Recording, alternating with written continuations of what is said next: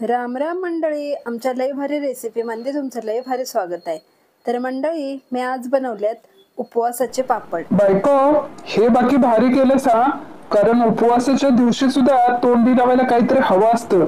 होजी धनी, म्हणूनच मी बनवले साबुदाणा बटाट्याचे उपवासाचे पापड। तर का नाही, हे पापड का नाही करायला बी एकदम सोपे आणि खायला पण असे तोंडात विरघळतात।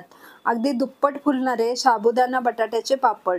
कुणी म्हणणार पण नाही हे साबुदाण्यापासून बनवले ते, कारण ह्याच्यात साबुदाणे असे अखंड दिसत नाहीत। साबुदाणा जेव्हा अखंड दिसतो का नाही, तेव्हा काय होते, काही काही वेळेला ते साबुदाणे फुलत नाहीत तेलात आणि मग ती पापडी कडक लागते। पण हे पापड का नाही तेलात असे पटकन फुलतात आणि एकदम खुसखुशीत आणि तोंडात विरघळणारे असे बनतात ते बघा। अगं गप्पा काय मारत बसतेस, पापड बनवतेस ना? या बाया, विसरलीस की। चला तर मंडळी, मी तुम्हाला दाखवते साबुदाणा बटाट्याचे पापड कसे बनवायचे। पहिल्यांदा का नाही इथं मी 2 वाटी साबुदाणे घेतले आणि ते असे 2 वेळा चांगले स्वच्छ धुवून घ्यायचे। मंडळी, तुम्हाला तर ठाव असेलच की साबुदाण्यामध्ये स्टार्च असतं म्हणून।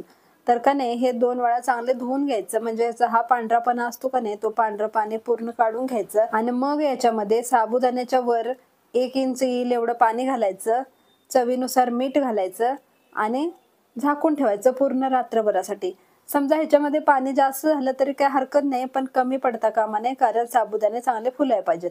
तर आता दुसऱ्या दिवशी सकाळी बघा, हे साबुदाणे कसे छान फुललेत, पण आपल्याला मोजून घ्यायचे आहेत साबुदाणे, कारण मग आपल्याला पुढचं प्रमाण कळणार आहे, पाणी आणि बटाटा केवढा घालायचा। त्यासाठी मी एका पातेल्यामध्ये काढले, तर हे एक पातेलं भरून साबुदाणे झालेत। तर आता तेच पातेलं भरून आपल्याला बटाट्याच्या फोडी सुद्धा करून घ्यायच्या आहेत। त्यासाठी मी त्या पातेल्यामध्ये थोडं पाणी घेतलंय आणि बटाट्याचे साल काढून त्याचे तुकडे करून घ्यायचे आणि त्या पाण्यामध्ये टाकायचे। बटाटा तुकडे करून पाण्यामध्ये टाकला की काळा पडत नाही, त्यासाठी त्याला पाण्यात टाकायचं। तर असे मी सगळे तुकडे करून घेते।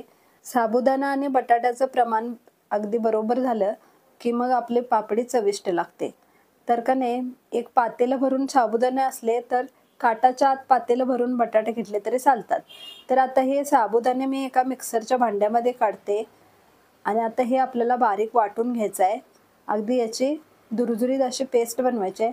त्यासाठी मी त्याच पातेल्यानं मोजून 1 पातेलं पाणी घेतले, त्यातलं थोडंसं पाणी ह्याच्यामध्ये घालून साबुदाणे वाटून घेतले। अशाच पद्धतीनं थोडं थोडं पाणी घालत मी सगळे साबुदाणे वाटून घेते। साबुदाणा वाटून झालाय, आता बटाटा सुद्धा मी वाटून घेणार आहे। तर आता हा बटाटा सुद्धा वाटून घेतलाय बघा, बारीक एकदम।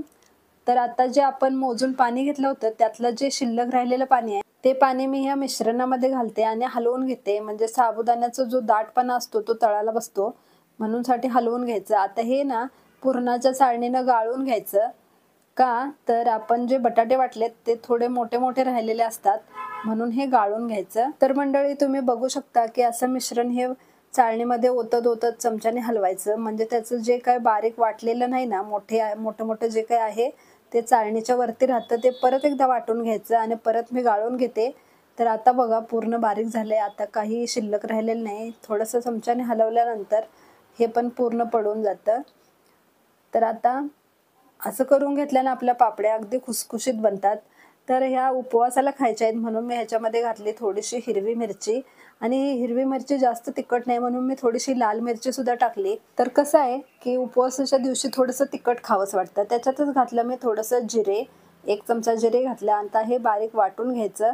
तर का नाही, लाल मिरची घालायची काही गरज नाही आहे, जर तुमची हिरवी मिरची तिखट असेल तर लाल मिरची घालू नका। आता हे जे मिरची वाटलेलं मिश्रण आहे ते मी त्या बटाट्याच्या पाण्यामध्ये घातलं, बटाटा आणि साबुदाणा जो गाळून घेतला होता त्याच्यामध्ये, आणि जे शिल्लक राहिलेलं पाणी होतं ते सुद्धा घातलं।